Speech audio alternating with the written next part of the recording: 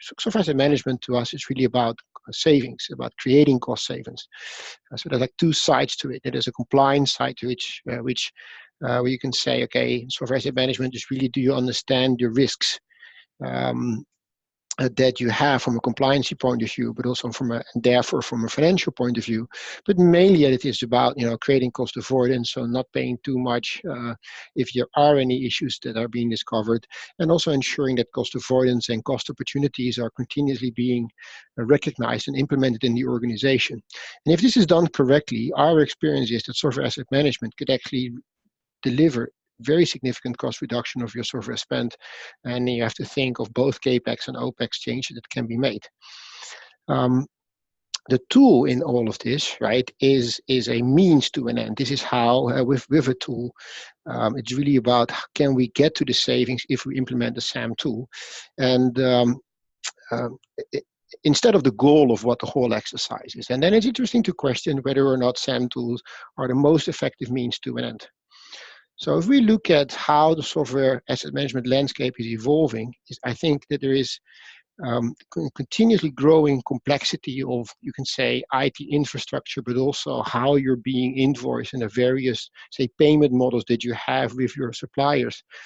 So the contract complexity increases. A lot of companies will confirm that the application landscape is widening, and there's more and more applications, and each of these applications has its own publishers, has its own like type of commercial models on how you pay for the use of the software.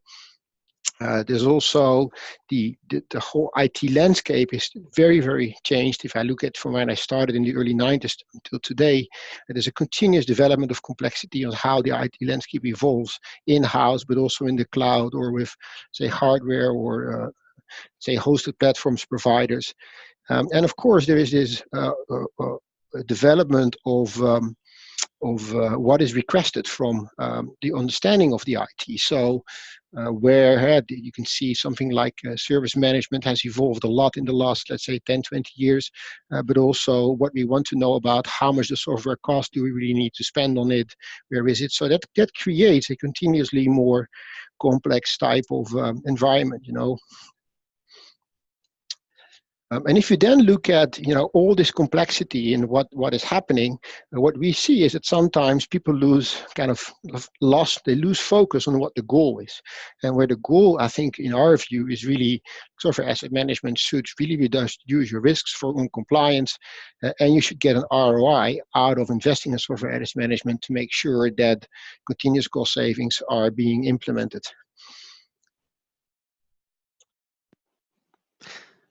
One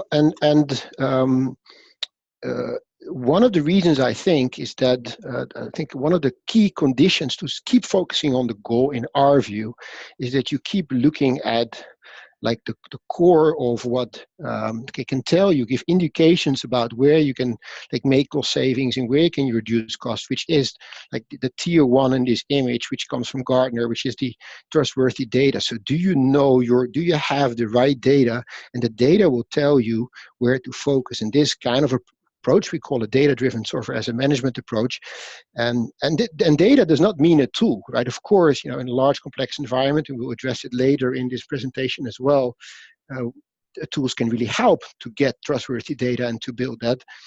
But in essence, it's about having the right data with or without the tool, and then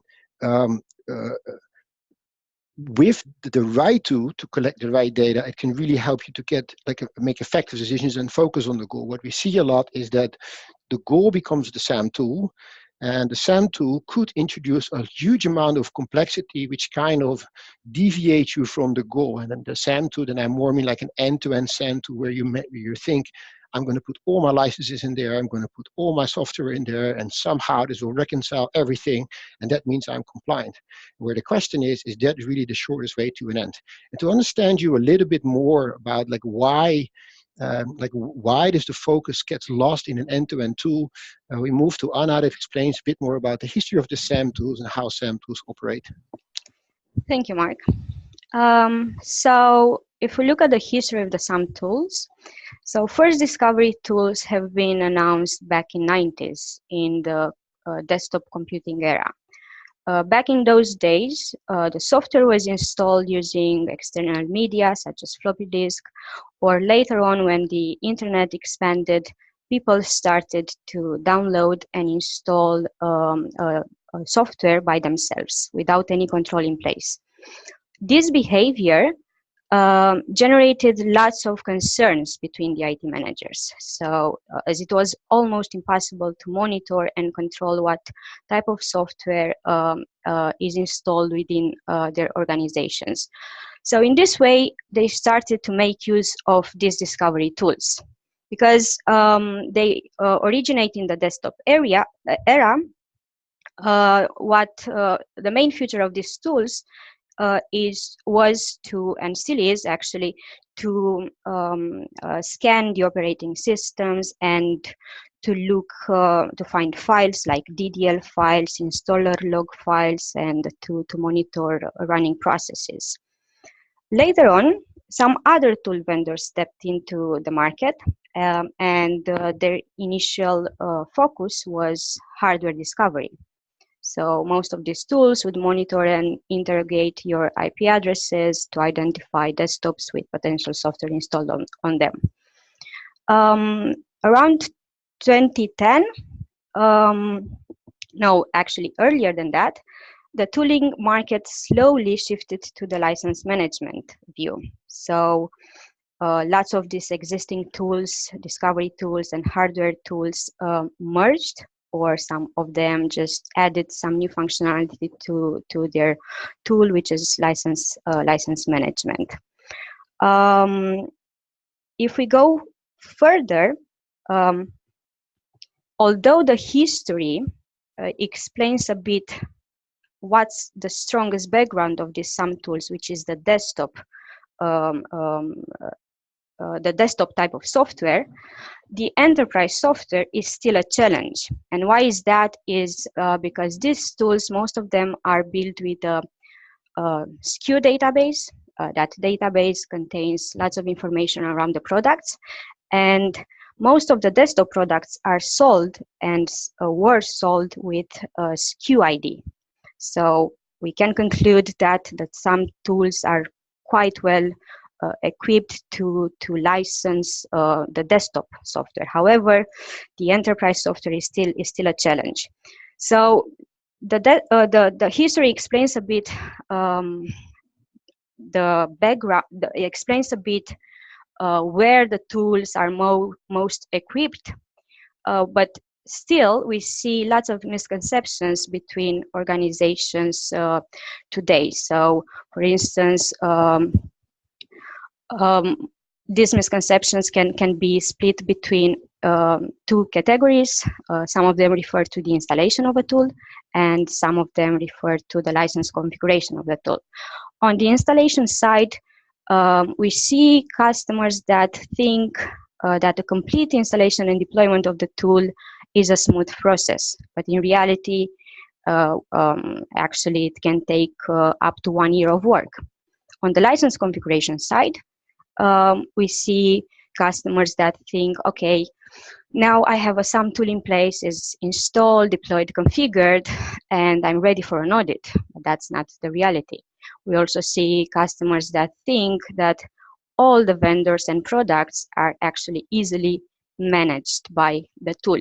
But if we go back to the history and think that, okay, the tool are coming from the era desktop, from the desktop era, so they are quite good in measuring desktop products, but the software product, the enterprise software products, are still a challenge for most of the tools today.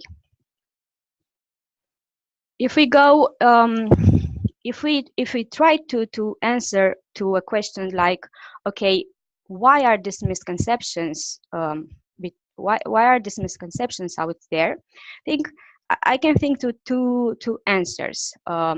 First one would be most of the organizations do not know the background of the SAM tooling, so the history of them. And the second one is most of the organizations don't actually have a clear view on how SAM tool works. So if we look at the picture on the screen now, picture explains the high-level SAM tool platforms and how the information is processed. The goal of every SAM tool is to connect two elements. It's entitlement and deployment. So on the left side, we have the entitlement data. That means like all the invoices, purchase orders, agreements, orders, and so on. They are gathered, analyzed, and uploaded into the tool. On the right side, we have the infrastructure. So where the tool will try and recognize the software and hardware, the hardware and the software installed on the hardware. They meet in the middle where the allocation and consumption happens. And as a result of that, a compliance reporting is generated by the tool. So that sounds quite easy, but in this entire process, lots of areas are exposed to risks. So for us, Belay, in order to control them, we standardize them in 6 groups. You see them now on the screen. And each group has different reasons and potential solutions. If we start with the first category, which refers to the entitlement one, we identified 2 risks that belong to the entitlement category. So we talk about the evidence risks and the mapping one. The evidence risks refer to missing entitlement evidences. First step, before importing any data, any contractual data into the tool and outside the tool, the first step is to gather the information and to analyze it. So we can say if we miss documentation, then we don't have a complete license entitlement overview. So we can miss from our overview licenses, quantities, or any included products and so on. Second risk is the mapping one. So once analyzed the documents, they are used and put together in a license entitlement overview, which is used as a basis to upload and map the data into the tool.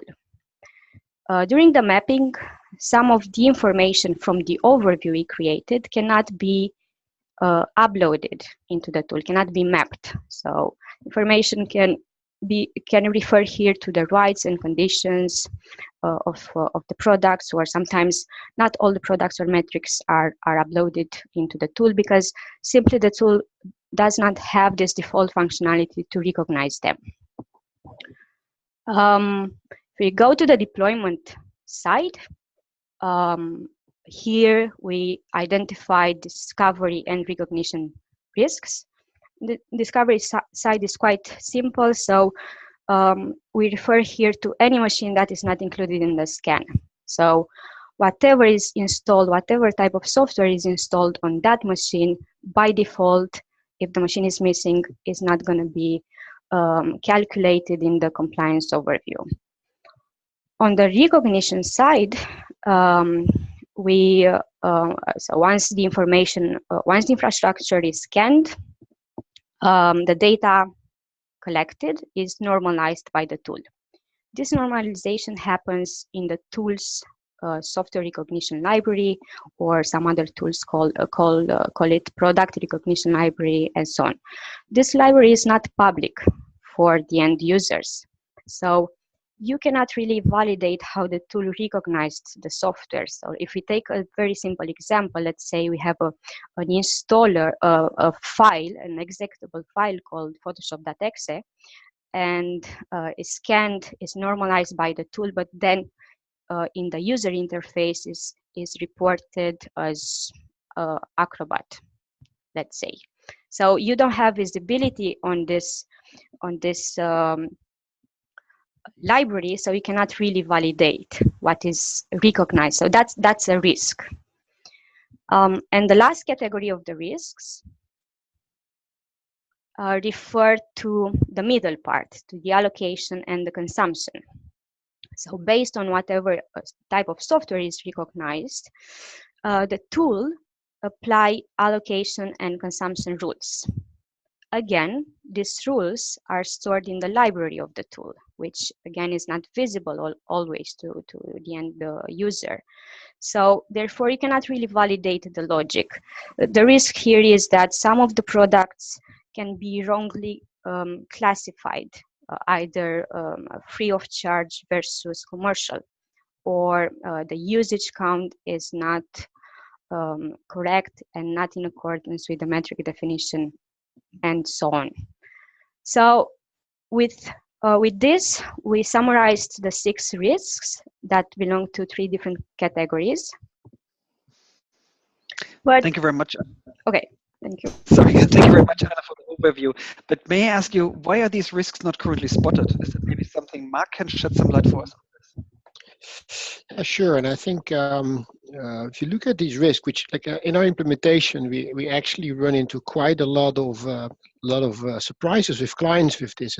As I said before, like a lot of clients buy it too, and then we come in to help them configure or manage the tool. We see that once we start to configure them and clients then map it against, this is what software I would like to manage, and then we figure out because of one of these risks that the reporting is not accurate, not complete, we cannot even get to some particular products, they're quite surprised. And I think one of the reasons is, and I think it has to do with the history that Anna explained earlier, it has to do with how the SAM tools evolved.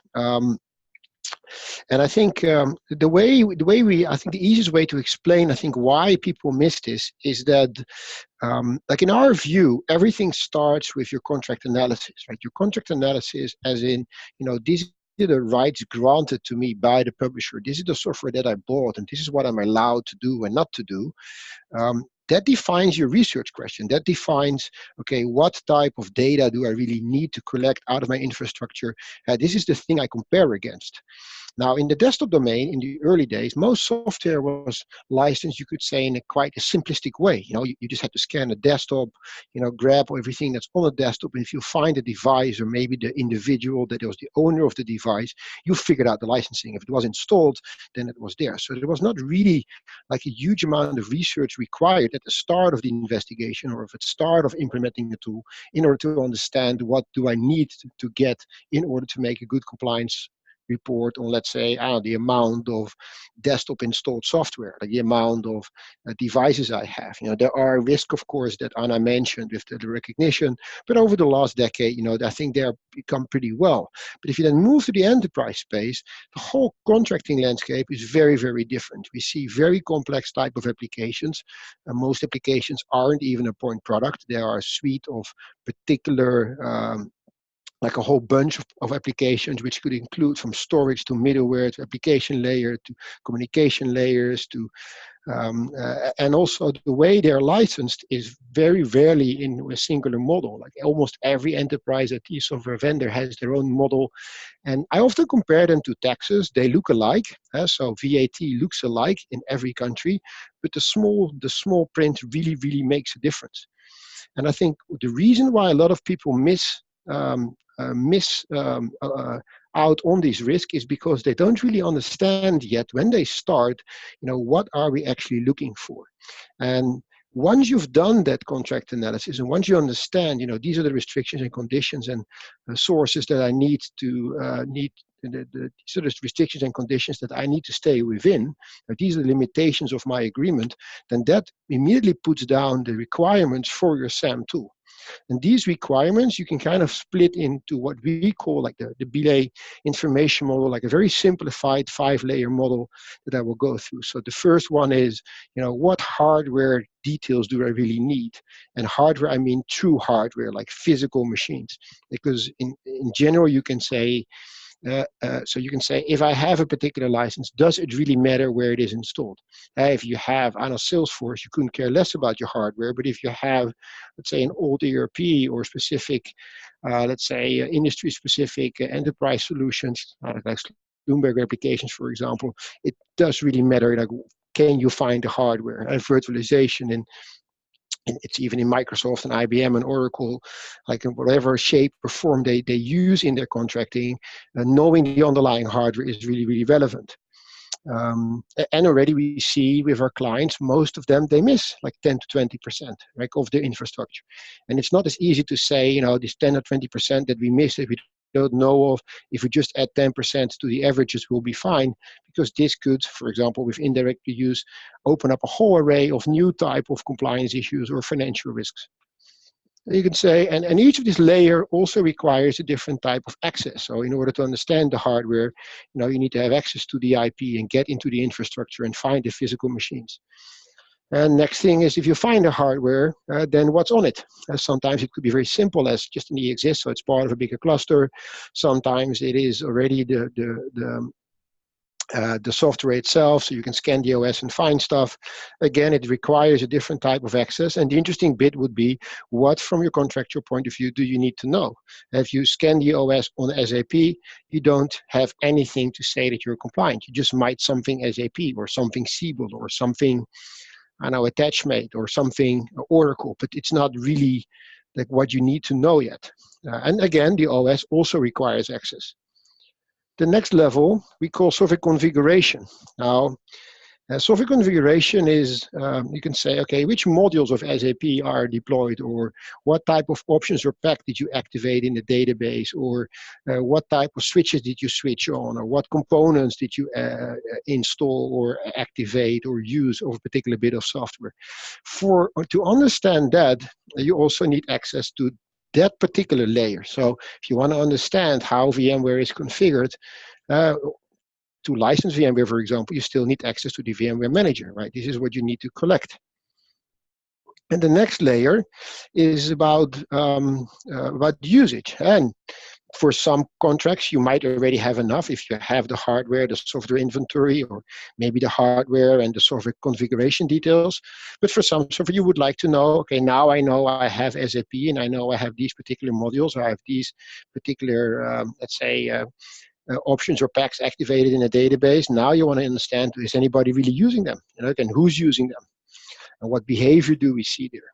If you look at Salesforce, for example, I think it's quite important to understand how the behavior of your users of Salesforce is, to understand if you have an effective license. We're talking about cost optimization here. Sorry, and then the last layer is what we call non-system data.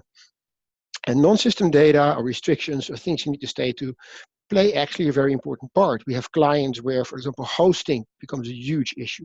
So what happens if you start to resell tickets of somebody else, or if you all of a sudden advertise for products that are not yours on your web portal, or if you now allow your clients to interact with your systems to provide a better service.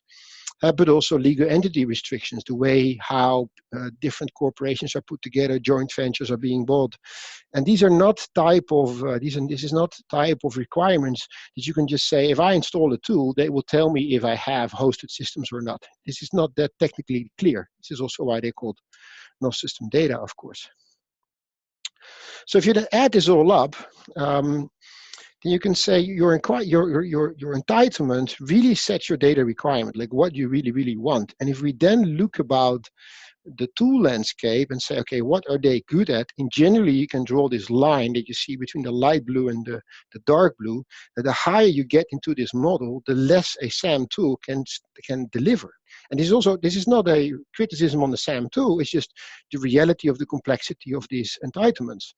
As I said, I don't think you can blame a SAM tool for not spotting, I know, which legal entities are allowed to use it, and whether or not a particular IP that comes from such particular legal entity, or if hosting is really happening because your business model changed. This is not something that a SAM tool can provide.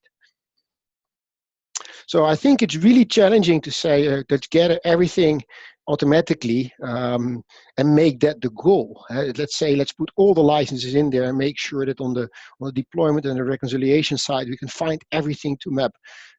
But still, there is no 80% okay. You cannot say, you know what, I've done a good hardware discovery and I have my software inventory. Let's not care about the rest, because then you still have a problem.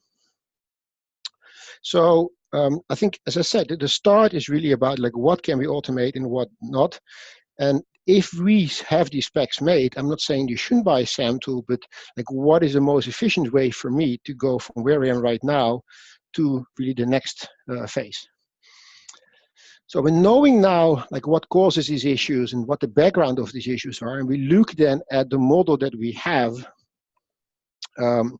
And then we can say something like, based on the simplified model of what software asset management is that the learnings we can take is like, if you really, our experience is that if you start to analyze the data that you have from your data center on a continuous way, and this is your goal, to understand what's happening in the enterprise space, then there might be an easier or faster path to reach your goal.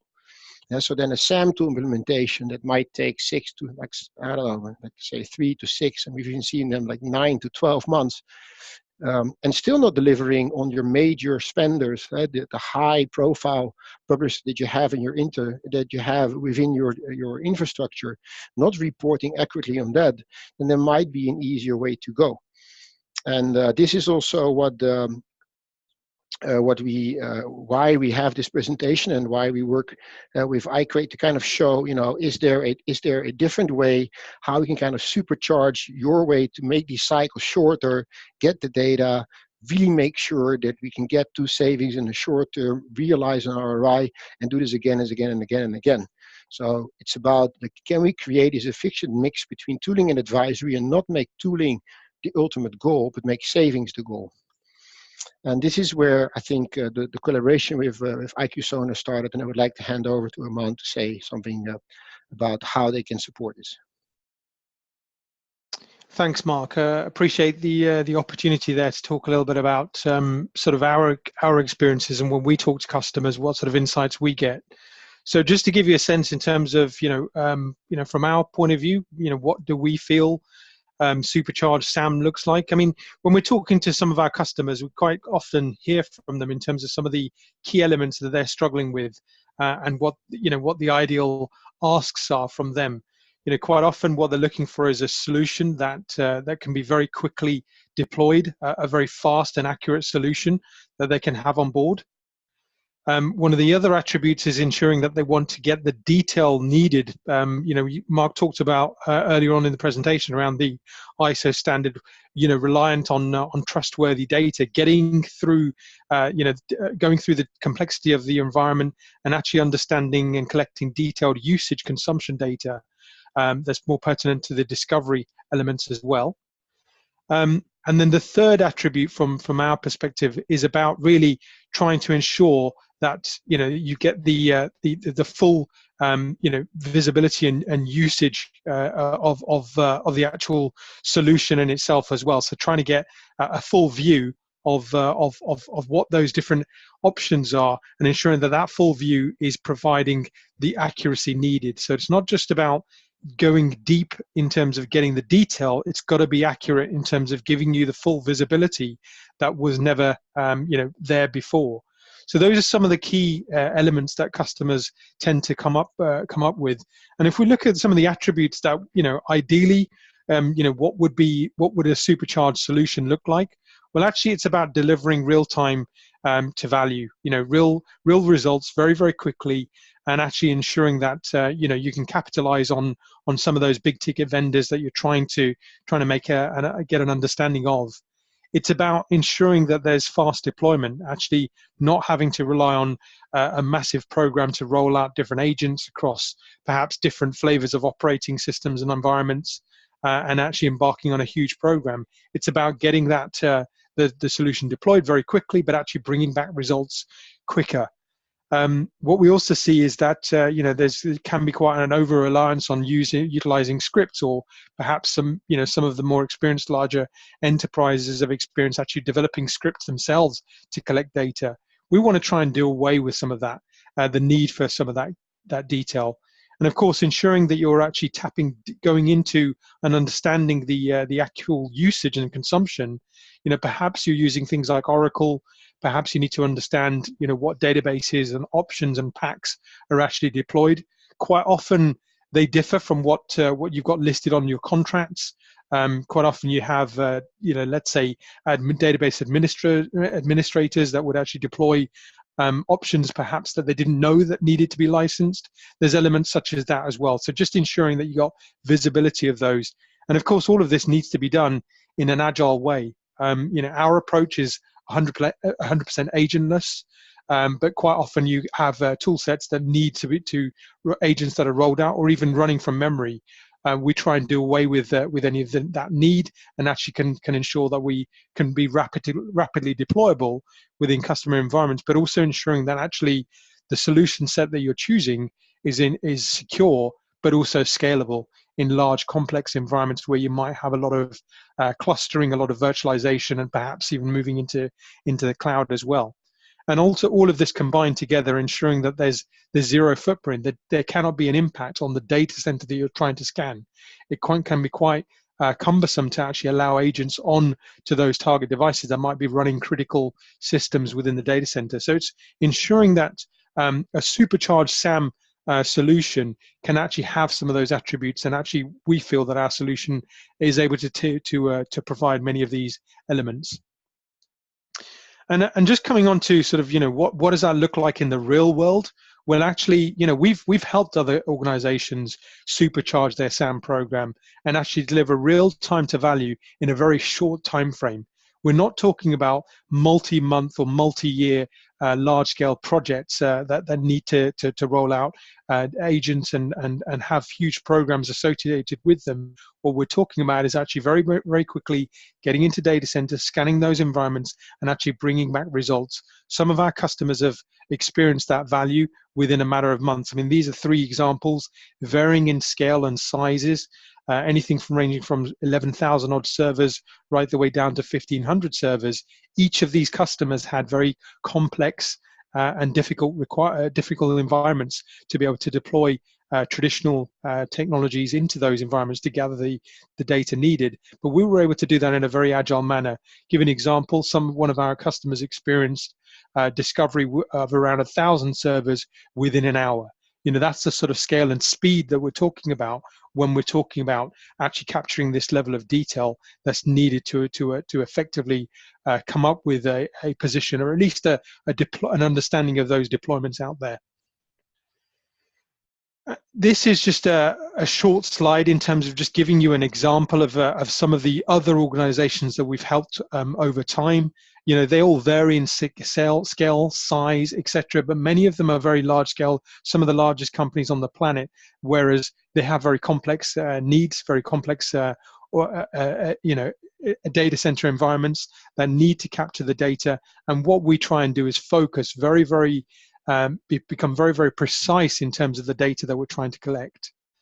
Just looking at the architecture in terms of our approach to this, quite often when you look at other solutions and other tool sets, what they'll do is actually start to target parts of the network or the environment, understanding and discovering the known elements of perhaps that network and environment.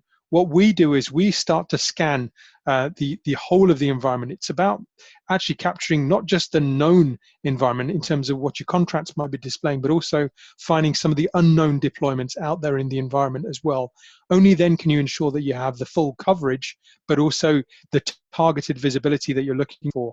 All of this can be done in a very secure manner in terms of ensuring that the systems are actually discovering behind your own firewalls and supported by your own infrastructure and security protocols. And of course, what we do is ultimately try and provide that visibility very, very quickly, but also we're very complementary to perhaps other strategic solutions that you may already have in place. So we're more about augmenting data sets and actually complementing other solutions and other license management solutions by providing them data that they were either not able to capture themselves, or perhaps because of their desktop focus. We focus on the data center, and of course that's why we capture the data sets that we do. So just really wanted to give you a sense of what that looks like. And I'm just going to pause there for a second and just hand over to Mark to just talk briefly about an offering around the risk assessment service. Thanks a million, Arman, for this insight into iQSonar and what you guys do. Maybe there's really no question for Mark. Now that we know more about SAM tooling and its challenges, how can you, together with iQuate, help people to do the SAM right? Well, and I think, we didn't want to make it too much about like what the potential story could be or like how it could work, but more illustrate it with a bit of I don't know, a proposal that we have out there that is more like niche focus around one particular product, but I think it illustrates the capabilities really, really well. As many people might know, like with Belay, have a very, very strong background in Oracle. As I said, my 21 years has been mainly with Oracle.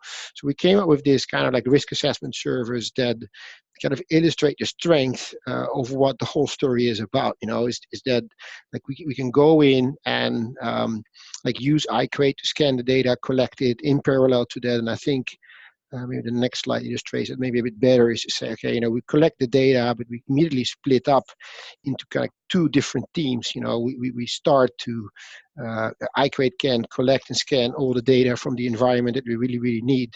At the same time, we will look at your entitlements and see what do you have, recognize any like challenges or risks that we might see. We collect the data, but we don't really need to like configure a whole, let's say, software entitlement record within the tool to do that. We can just work manually through that in a very, very effective way. Then based on this data collection from both sides, create an analysis to say, okay, what is there? How is your infrastructure look like? What type of challenges do we see? Do we see any immediate compliance issues? And then make an advice and immediately start looking at the cost savings that but that was really the goal about the whole assessment. So even though you do like a short-term type of cycle, you already generate, in this particular case, like for Oracle database, you already generate in a very, very cheap way a return on investment on doing software asset management. And the cool thing is, of course, you can still move to other tools, and also as Aman showed in his slide, you can complement your other tools, but at the same time, you can just keep doing this as well to say, okay, well, let's do this again, or let's do this on a continuous basis. So we can repeat the same thing and manage it, and then you already have like a nice start of your software asset management program. A really data-driven software management program that is not like approaching it as a paper tiger and saying you need to build all these processes around it, but just say, let's start to review good data, and the data will tell you, what is wrong. If you see servers appear that shouldn't appear, you know what to fix. And this is how we think, you can really supercharge your software asset management in your company by just taking a slightly different approach at it, and let the data tell you in a very effective way, what are we really trying to achieve? Because I think in our view, it's really about saving those costs and not really about, deploying a tool. And as iCrate has shown with the Tool iQSonar, it's not really a huge complicated installation process or a large IT project. It's grab it really well and then use the data to get a maximum value out of it, and then keeping these cycles running to really improve it. So that was a bit of the end of the show. I would like to open it up to some questions. I really hope the people out there enjoyed the story we had to tell. Thank you very much, Mark, for letting us know about your joint service with iQrate. I'm also now going to open for our question and answer session. If you haven't done yet so, please use the chat or Q&A window at the bottom of the tool where you can ask us further questions around this that you may have. One question that already came up is, if we already have an existing discovery tool, what gap does iQrate fill compared with these other tools that we already have in place? Maybe that's something that Aman can answer us if he has a chance. Yeah, thanks, Andreas. So I suppose in terms of capturing gaps, iQrate is focused predominantly around the data center.